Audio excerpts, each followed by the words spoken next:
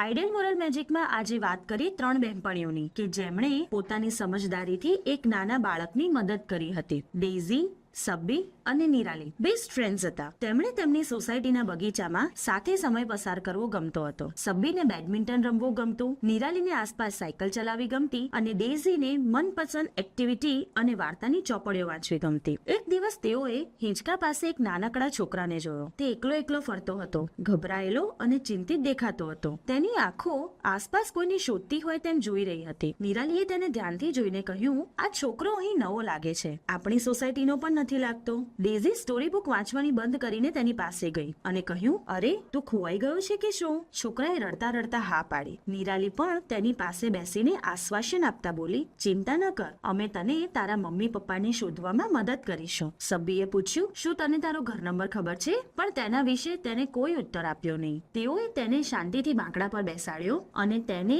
શાંત કરવા ત્રણેય બહેનપણીઓ તેની સાથે વાતો કરવા લાગી. પછી નિરાલી સોસાયટીના સિક્યુરિટી ગેટ પર ગઈ અને મદદ માંગી. સિક્યોરિટી ટીમે તરત જ સોસાયટીના ગ્રુપમાં એક મેસેજ પોસ્ટ કર્યો. થોડી જ મિનિટોમાં એક સ્ત્રી હાંફળી ફાંફળી થઈ પાર્કમાં દોડી આવી. આ મારો દીકરો છે, તેણીએ રાહતનો શ્વાસ લેતા કહ્યું. એક માતા તેના વહાલ સોયા દીકરાને ભેટી પડી. પછી તેણીએ ત્રણેય બહેનપણીઓને કહ્યું, મારા દીકરાની સંભાળ લેવા બદલ તમારો ખૂબ ખૂબ આભાર. તમારી દયા અને સમય સૂચકતાએ મને મારા દીકરાને શોધવામાં મદદ કરી. એક ખોવાયેલા બાળકને તેની માતાને મેળવી આપ્યો. આ પરોપકારી કાર્યથી ત્રણેય બહેનપણીઓ ખૂબ ખુશ થઈ. બીજાની કાળજી લેવી, દયાળુ અને જવાબદાર બનવું, આ બધા ગુણો કેવી રીતે મુશ્કેલી દૂર કરી શકે છે અને ખુશીઓ લાવી શકે છે, તેઓને આ ઘટનાથી સમજાયું. મિત્રો, આપણે પણ હંમેશા આપણી આસપાસના લોકોની કાળજી લેવી જોઈએ અને જ્યારે કોઈ મુશ્કેલીમાં હોય ત્યારે તેમની મદદ કરવી જોઈએ.